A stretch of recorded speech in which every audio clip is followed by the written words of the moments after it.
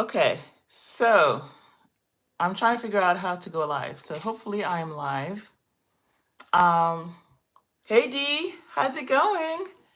Let me know if I'm live. I think I am, but I wanted to test uh, YouTube's new live feature by going live. So I scheduled it, and then I didn't know how to go live. I would see the thing like waiting on Linda to go live, but hopefully. Okay, I'm touching different buttons because I've never done that before. I've never used this feature, and it looks like going live on YouTube. I mean, on Facebook. So it looks pretty cool. It looks pretty cool. Let me know if you're live. So if you're live, say hi. If you're watching this on the replay, just type hashtag replay. I'll come back and greet you. But I wanted to go live today because one, I wanted to test YouTube's new live feature and see how I like it. And I'm still trying to figure out if there's a day that I can go live every week on YouTube. I haven't figured out which day because weekends, when you have kids, they're not reliable days to have something that you do every single week. So I don't want to do weekends. And so I'm thinking maybe a weekday, and it might be a Tuesday, but it will have to be around noon-ish time, Central Time. So let me touch different things and see. Ooh, I also have, okay, there's filters. I don't want to filter. There we go. All right. Hey, hey, hey. How's it going, Sam? I know you're catching my live. Thank you for being here. I'm testing things. I don't know how this is going, but it looks like a Facebook Live to me, and I like it so far. It's pretty cool. I really like the fact that you can just grab your phone and go live on YouTube. So this is cool. This is cool. Hey, hey. All right. So yes, I wanted to go live for that. And I wanted to go live too because yesterday I was reading an entry from my journal from 22 years ago. I used to journal a lot. I still journal, but I used to journal almost daily during my college years. So I have like dozens of journals. And sometimes I read them and just for fun. And I have an entry on that journal that I didn't know that was how I was feeling then, and it was an entry where I said that I already knew that I was coming to the US for school. I already knew that I was coming here for grad school, but I didn't know for how long or anything like that. And the journal entry said something like that I wanted to go back to the Congo to invest at some point, right? And so I kind of forgot that that's what was in my mind back then. And the thing is that I have changed my mind several times about going back home to Africa. Okay.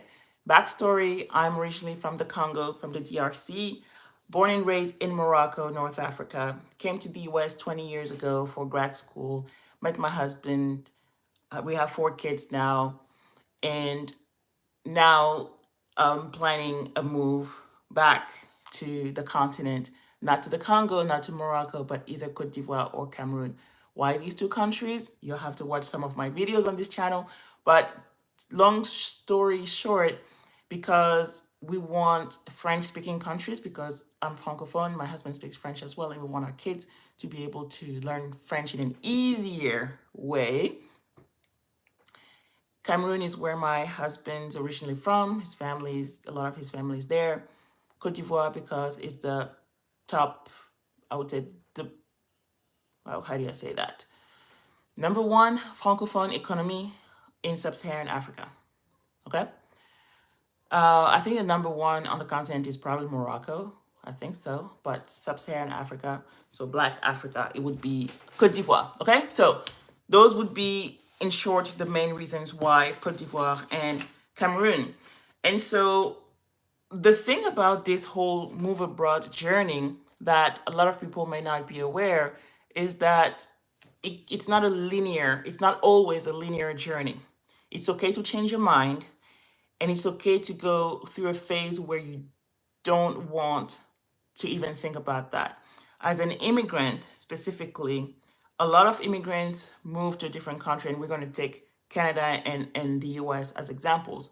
A lot of us will move here with the intention to go back. Like a lot of people know exactly what their mission is here when they move here. They're like, okay, we're coming here for a degree and then I go back. Or I'm coming here for a degree, 5 years to work to get some work experience and then go back. A lot of people have that vision already. And some people like me, I didn't have that vision. For me, it was like, okay, I'm out, right?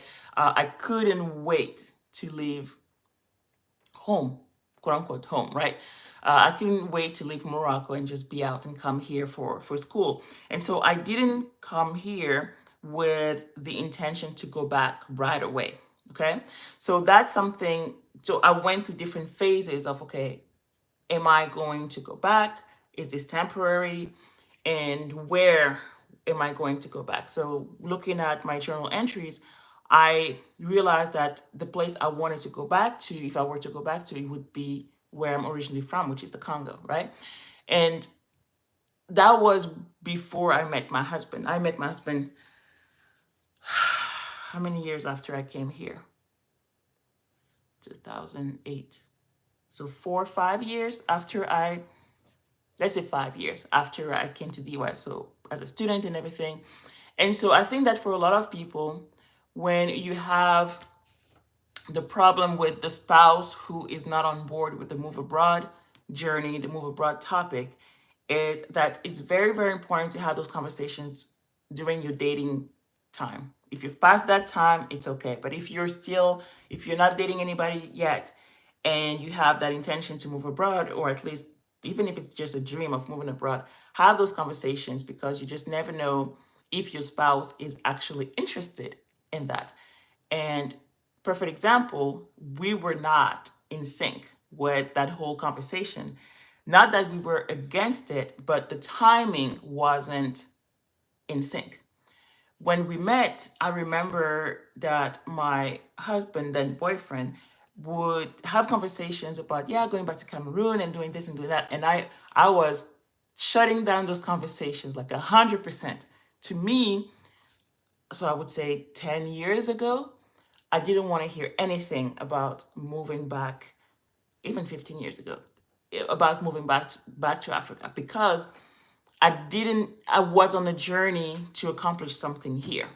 Okay. And I felt like I hadn't accomplished that yet. And so I was focused on that. Okay. So I didn't want to hear anything about moving anywhere or anything like that. Not that I was against it, but the timing wasn't right for me. And then, with the years go by and everything, and we didn't really talk about that much. And I remember before COVID, way before COVID, when I started doing a lot of online work, I was a college professor and I also taught a lot of classes online. So I was used to doing the whole online thing. I had started my online business on the side and all of that. And so to me now, the idea of, you know what, I can do this from anywhere, right? It came to mind.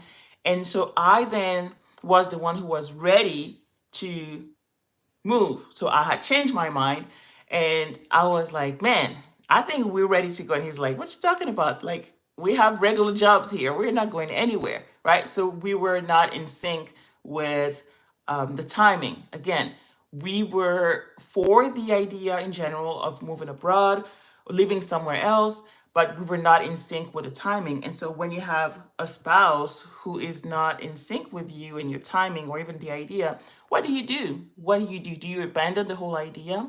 Or do you do what a lot of people would do, is prepare and really understand what is the fear behind it for your spouse? Okay, what is really the thing that is making them uncomfortable or not ready to move towards that direction, and have those conversations. It's not about imposing something, but it's really about having that conversation about it and really understanding what the problem is. So some of the things that we've done as we were preparing, quote unquote, even though we were not in sync, is that was way before scouting trips, doing research online, like going on YouTube and looking at what other people were doing, if there were people doing things like that, and sharing those videos with each other. Okay, that okay, these people, they're doing that. Okay, they have family, or these people are doing that. They're going back to Africa. It's not like they're going to Latin America. Like, people are really doing this thing that we're like daydreaming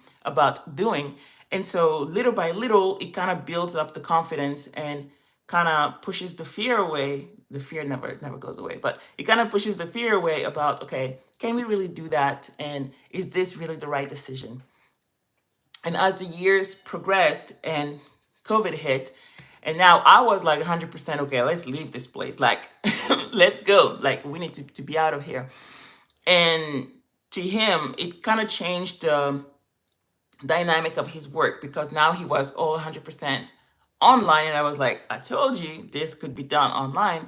And so he kind of validated the whole thing about, okay, he can do what he does from anywhere in the world. So that, I would say that was a little bit of the silver lining with the whole COVID situation, is that it showed a lot of people that what they were doing in offices could be done online, saying in the same way.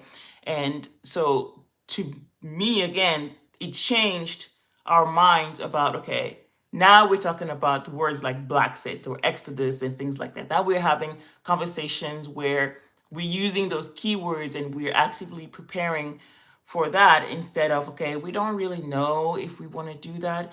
And so at the end of the day, I think that when you have a spouse, and I mean, I've been married for 12 years, so it's not like we've been married for 30 years, and I'm an expert in relationships or anything like that. But to my knowledge, the best thing you can do is really wait for your partner to be ready to catch up with you. But at the same time, you don't have to sit and do nothing. There are things that you can do to prepare. There are things you can do to put them at ease. There are things that you can do to help them see the vision. And as they actually grow into that vision as well. Okay, so I had a few notes here to make sure that I don't just go and and ramble on off and go off track. But it's really about, okay, what do you do while you wait, knowing their fears, and preparing that journey. And it's okay to change your mind, because I have changed my mind several times over the last 20-25 years. And yesterday I had proof that, okay, I had the thought about coming back before I left. And I didn't realize that I did have that thought, because to me, I just wanted to leave and never come back, to be honest. I wanted to leave Morocco and never look back, never come back. And it's funny, because now you have the idea of, okay, what is home to you? And to be honest, to me personally, it's a very complicated question to answer. I answer it depending on who's asking me. I would say home is Houston. I would say home is Morocco. I would say home is the Congo. It depends on who's asking me. And so it can be, that's why it gets a little complicated sometimes, when I'm like, okay, I want to leave, but this is my new home too. America is my new home. This is where I met my husband, where we got married, where we had our 4 kids. The kids are Americans and all of that. So it's a little complicated from from an immigrant's perspective, of somebody who came here with an objective. A lot of African immigrants, and I've done a video about that, and I'm going to do another video about the reasons why a lot of Africans don't want to go back to Africa once they move here. And there's a lot of legit reasons. There's a lot of good reasons. And I'm not here to judge somebody who wants to go back, somebody who doesn't want to go back. Like I said, I've changed my mind several times, right? And so there's a lot of reasons why people don't want to go back. It's comfortable here. I'm not going to lie. It's comfortable. There's a lot of good things here, and there's a lot of bad things. So you have to prioritize, and you have to know what's important for you. No place on earth is perfect. Here is not perfect. Cote d'Ivoire is not perfect. Morocco is not perfect. So you have to know, okay, what's important for you and your family, and make sure that you have that at the top of your list when you pick your country. Okay. Sam is saying, as immigrants who live in another country for a long time, we have multiple identities. I was thinking about that just this morning. I think it's what they call third culture kids. Like sometimes if you were born in a country that is technically not yours, and that's what I was. I'm not Moroccan. I don't have citizenship. My parents are not Moroccan. I happen to be born in Morocco and and grew up in Morocco, but I'm not Moroccan. I don't look Moroccan, right? I've never been to the Congo. I wasn't born in the Congo. I don't speak Lingala. So it's my culture through my parents, but I'm not familiar with the country. And then coming here in the US, I came in here as a foreigner. I have citizenship, but I'm not familiar with a lot of the historical background. Like I learned it through school because I did my dissertation on that, but it's not a lived experience. So it's like you're kind of like a foreigner everywhere you go, and where do you fit? And so you fit a little bit here because you relate to this side of this culture a little bit here, and it can be difficult, and you have multiple identities. The good thing is that you're very adaptable, very adaptable. So that's the great thing. The challenging thing is that it's hard to find the right friends or the right circles, and I'm glad I've been able to find those circles here. So circles here, circles back home in Africa, in different in different places, right? And so determined to have peace and joy no matter where I am. This is it. This is exactly it. And so the reasons why you want to move, there's no right and wrong place, because it's an individual journey. And so I'm not going to blame somebody for wanting to stay here or for wanting to go to France, for example, knowing that it's not the most, how do I say that nicely? As a Black person, France would not be the most friendly. But at the same time, a lot of Black people have a lot of fun in France, me included. I love going to France, right? I have family there, I have friends there. So I love going there, right? So it's really about where you have peace and joy, like you're saying. Like you're saying, that's at the top of the list. And at the end of the day, what are the reasons why you're moving? If you're moving voluntarily, you're moving because you want more. You want a place where you can find more happiness, more joy, where you have more of the good than the bad, right? And that's why we have that privilege of being in a position where we can choose, where we can actually choose and say, you know what, I changed my mind. I'm not going to pick Mexico. I'm going to pick France. You know what, I changed my mind. I don't want to pick Morocco. I want to pick Cote d'Ivoire. What a privilege. I mean, just 10 years ago, I couldn't do that because I had a Congolese passport. I, I didn't have the privilege of deciding where I want to go because there's just a list of maybe 20 countries where I could go. I think back then it was maybe 10 countries where I could go visa free.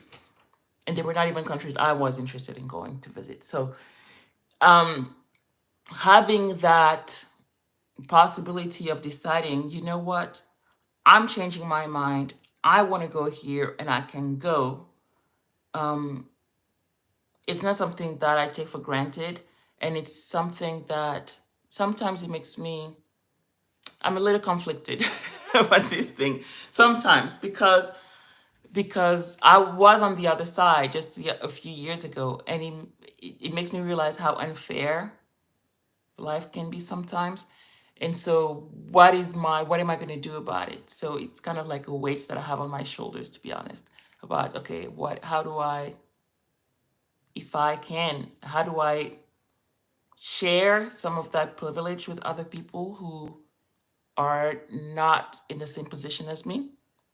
Still working on it. But anyways, I don't think that's the topic of today's live. A sister could use more hot sunny days by the beach, though. There has to be beach for me. There has to be. Both Cameroon and Cote d'Ivoire have nice sun and beach, so of course it has to be on the top. It's I think it's the it's a minimum for us. It's a minimum. I agree. You need to have some sun. I don't think I would be able to move to the UK, for example, just because of the weather. I mean, maybe the food too, but just because of the weather. It's not, I don't know, it's just so gray. Right? So yeah, so I wanted to share and encourage somebody today that it's okay to change your mind. It's okay to change your mind and to decide that, you know what, right now I don't see it, I don't feel it, I'm comfortable right now, I'm comfortable with what I have. And it's fine. Nobody's here to judge you. You don't have to feel guilty for wanting or to be for being happy or finding joy where you are. If you don't find that joy the day you decide, you know what? I think I'm ready to go now. This is completely fine as well. It's okay to change your mind and use your own timing. And if you have a spouse, now you also have an additional factor with the kid, so the spouse, the kids, work, all of these things. Those are extra things you have to think about, and that will make you question your dream of moving abroad. Is it really possible? Well, I would say look on YouTube. There's a lot of examples of people who are doing it, who have done it with a spouse, with the kids, with a job. Okay. If the job is not an option, with a remote job or with an online business. Okay, this is what I teach. I have a free 5-day challenge where I teach you how to launch your own online business in just 30 days. So if you want to join me for that, you'll look in the description of this video. The links are in there. But I personally believe that this is the best way, the easiest way, with the least amount of hurdles to move abroad. Having your own sources of money. I think so. That's to me. I agree. I want it to be by water. Yeah, all right. Sun, sand, and salsa for me, please. I love it. Yes, yes, definitely.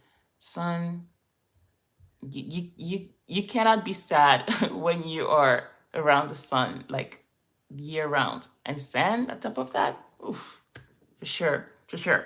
Okay, so that's pretty much it. That's what I wanted to share with you. So, D, don't panic. I haven't changed my mind about moving abroad now, but I have changed it over time. Over the years, I have changed my mind about where I wanted to live and if leaving the US was the right thing for me. As somebody who just came, I was like, there's no way I'm leaving this place. No way.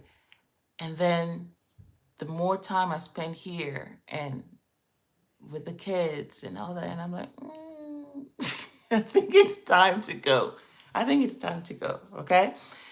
Um, yep. We only have one life to live, and if you want to move, you will. Yes, mind, heart, and soul all have to be in alignment. They sure do. Older spouse not ready to make that move though. You know, you know your spouse better than anybody else. So you know what the soft points are. You know how to negotiate. Maybe there's not going to be a full move, but maybe it's going to be 6 months here, 6 months there.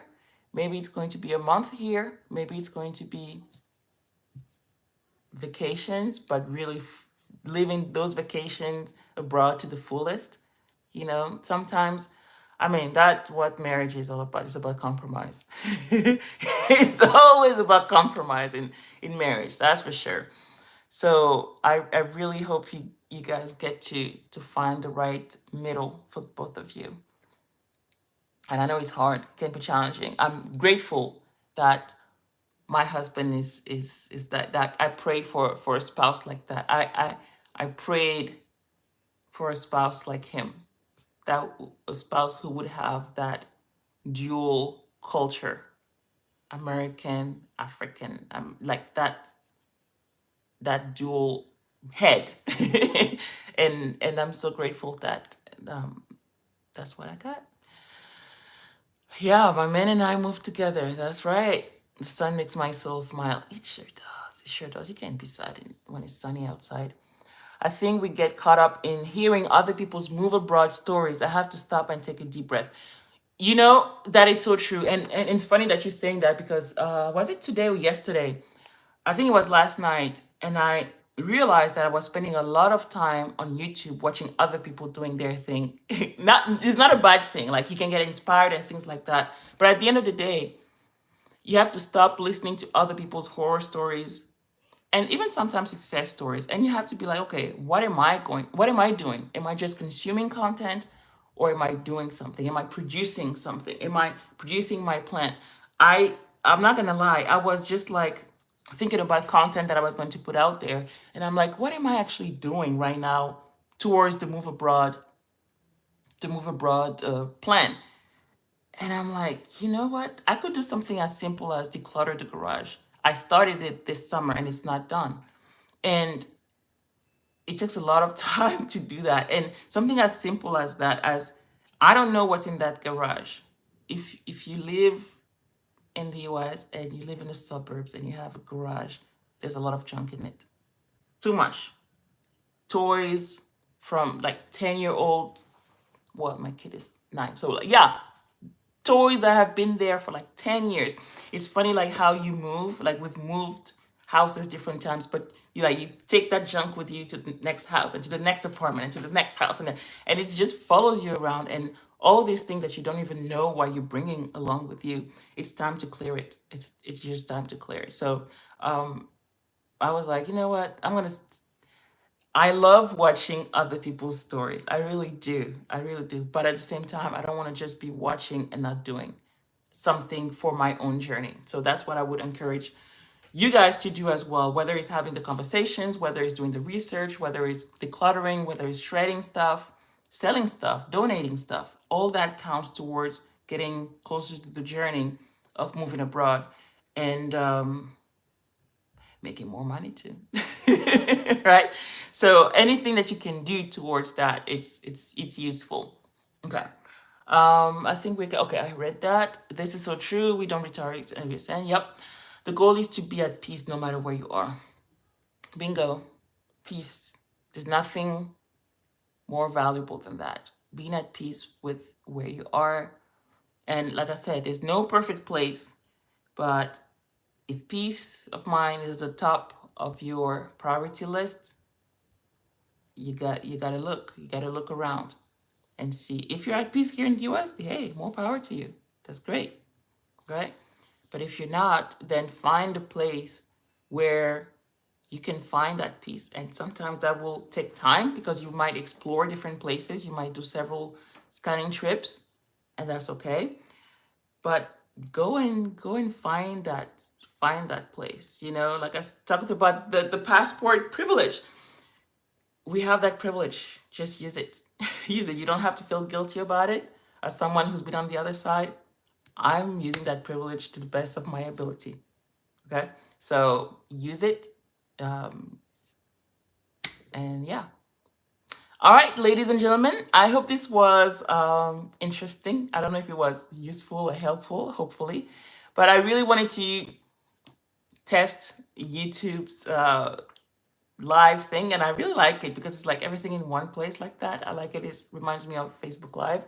But also to encourage somebody who's like, you know what, maybe my spouse is not on board, or maybe I'm having cold feet about it. It's okay. You can have cold feet. You can take some time to think about it and enjoy the season you're in, and then go back for it. I've gone through different seasons through the last, I would say, 30 years. I wanted to go. I wanted to come back. I didn't want to hear anything about leaving the US, and different seasons. So it's okay to change your mind. It's okay to have multiple homes. It's okay to have multiple homes. Morocco is home to me. My parents are not there anymore, but Morocco is home for me. The US is home for me. Houston is home for me. The Congo is home for me. I've never been to the Congo. Well, when I was a baby, but it's home to me too. I can make Cote d'Ivoire home as well. I can make Cameroon home as well. It's okay to have multiple homes, and I think that's it's a big advantage. And if you have the opportunity to do that, why not? If you can, all right.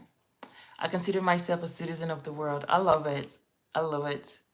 Yep, yep, yep, yep. I used to think that, yeah, I used to think that way as well. I don't say that much anymore. I don't know why. Maybe because I'm older. I don't know. But I used to say that a lot too. Yeah. Not bound by one country. No. Yeah. I love it. I love it. I think that maybe it was a mindset thing for me because, like I said, there, there was technically no way for me to live in another country. There was no way. So, but if there is, for sure. Even if there isn't, we all have that universal right to live on this earth, right? Anywhere we want. I think so. Anyways, that's a deep conversation. Anyway, so I hope this was great.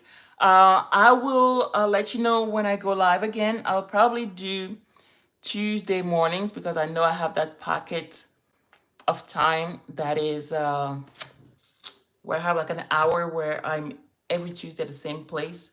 So I think I'm gonna use that time to talk to go live. Great topic. Thank you so much. I appreciate all of you going live, coming live here with me. If you're watching this on the replay, thank you for taking the time to watch this on the replay. Let me know if there's any topic you would like me to cover. Like, I'm open to talk about anything from my journey, our journey as we're planning to move abroad, business, travel, all of that. Let me know in the comments, like now or later. Come back and let me know, or even send me a private message on IG or Facebook.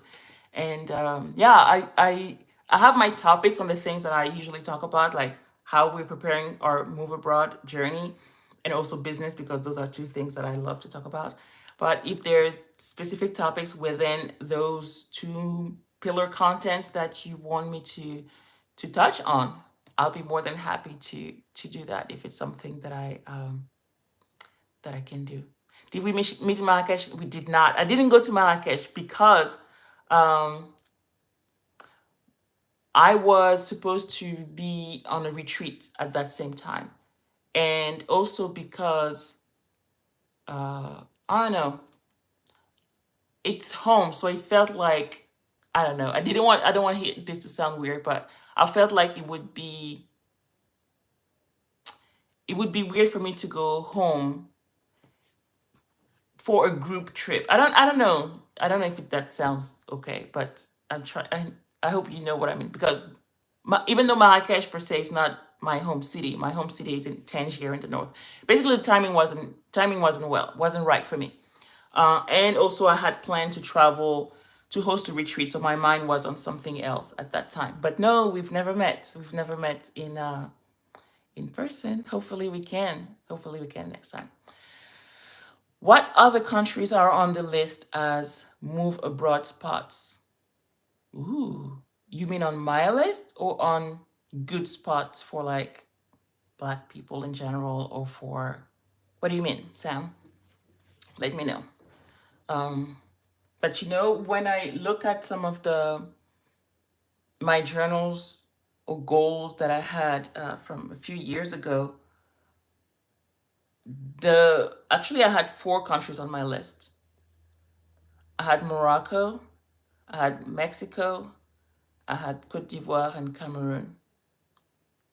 Those were my personal list. I think my husband only had Cameroon. He's like, if he's gonna go somewhere, he's gonna be home for him, right? It's not gonna be somebody else's country. It's gonna be home. So I was like, I'm the one who was more like, oh, we can go here, we can go there. He's like, nah, we just go to Cameroon.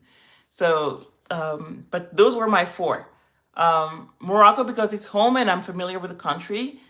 Mexico because it's close by and I speak Spanish, and I was like, oh, it would be fun for the kids to speak Spanish, and it would be an easy transition, right? We'd still be not too far from the US and all that, and then Cote d'Ivoire and Cameroon, which are the top two right now. So I eliminated Morocco because at the end, I that's probably a story for another time. But I don't see myself living in Morocco again. I love to visit, but probably not to live again. And Mexico, we figured it would be. I've changed my mind because during the pandemic, I think it was more like, okay, everybody was going to Mexico. It's nice, it was more like a change. And then my mission kind of changed. The mission why I want to move it was less of quote unquote escape and more of a, okay, what is the impact for my people? And that's why I said it has to be sub-Saharan Africa. But I would love to move to Mexico. I love Mexico. Uh, I will share my journey. I joined a Delta Airlines a few years ago, which helps in with the transition of more than one cottage villa in different Caribbean. You know, Megan, your journey, like you're so smart in the way you're doing things. It's like I really admire that about you. Having more than one passport is important. It sure is. Most important is that I'm less than 4.5 hours flight hours to get back to Texas monthly. I love it. I really love it. It's very convenient, right? I think that that would be the one of the inconveniences of moving to sub-Saharan Africa is that it's at least one flight to get back to Texas. It's at least, uh, which makes things very long, but it's a price I'm willing to pay. How come you don't have Moroccan citizenship although you were born there? You don't get Moroccan citizenship by birth. You have to ask for it, and it's very hard to get. We just never asked for it. I don't think it would give us any specific type of advantage living there. Um, so we never really asked for it. We were able to do the same thing as Moroccans could do. My parents worked, my dad worked, I went to school and all of that. So we never, I don't think that Moroccan citizenship back even today, but back then, like you would still need like to apply for a visa to go to Europe or anything like that. So it's still, I don't think it would give us a lot of advantages. But yeah, no, I'm not Moroccan, and I don't speak Lingala, the main language in the Congo. I know a few words, so it's like it's kind of weird. It's kind of weird, but I speak more Moroccan Arabic than Lingala because at least I can have kind of a conversation. All right, okie dokie. Well, thank you so very much. This was fun, and I'm gonna go check on the kids because I don't know what they're doing. I cultivated relationship over the past 10 years, finding a niche market with empty nesters and returning residents. I love it. Your strategy is brilliant, Megan. I love it. I love what you're doing. All right, guys. Thank you so much for being live here. I thought that I would be talking to myself for a few minutes, but I so appreciate you guys being here. Yes, yes, yes. Please like and share and subscribe to the channel, you guys. We're almost at 1,000 subscribers. I mean, this is insane. This is insane. I just remember when I had 100 subscribers and I was overjoyed and still overjoyed with every subscriber that comes in. So I'm super super happy about that, and I so appreciate you guys. Great chat. I could see you moving after the children finish college, moving back here or moving leaving the US. I'm not gonna wait. That's for sure. I think it's easier to move when the kids are small because they make friends everywhere. What do they know? It's like, yeah, we're going on a trip. Yeah, let's go. I think it would be easier. It would be harder if my kids were teenagers. And we figured, it doesn't have to be a permanent move. If we want to come back or if we want to go to another country, it's like no pressure. But I'm not going to wait for the kids to go to college before moving. Actually, I don't even want them to go to college here in the US, at least for undergrad. I want them to do their undergrad. If they want to go to college, I want their undergrad to be done abroad and then come here for grad school because I personally believe that the American college system, what we do in high school, at least in my house, in the French system, is what Americans do in undergrad. And grad school in the US is great because you get, I wrote all of that in my book, but you get financial aids like assistantships and things like that, so you don't have to take on student loans. And also because there's more research money in American grad schools, so masters and PhDs, so you have more liberty to do a lot of research, and there's more funds for that than in grad schools in other places around the world. So that's why I would recommend people, if they want, if for people who want to come study in the US, I would say come for grad school instead of undergrad. But that's just me. All right, ladies, enjoy the rest of your weekend. Enjoy the sun. If it's sunny on your side, here it's a little gray today. But I appreciate you guys being here live with me. And I will probably see you on Tuesday. All right. Thank you. Bye. All right. Now I have to figure out how to stop the live. Okay. Let me try to figure out. Here we go. Bye.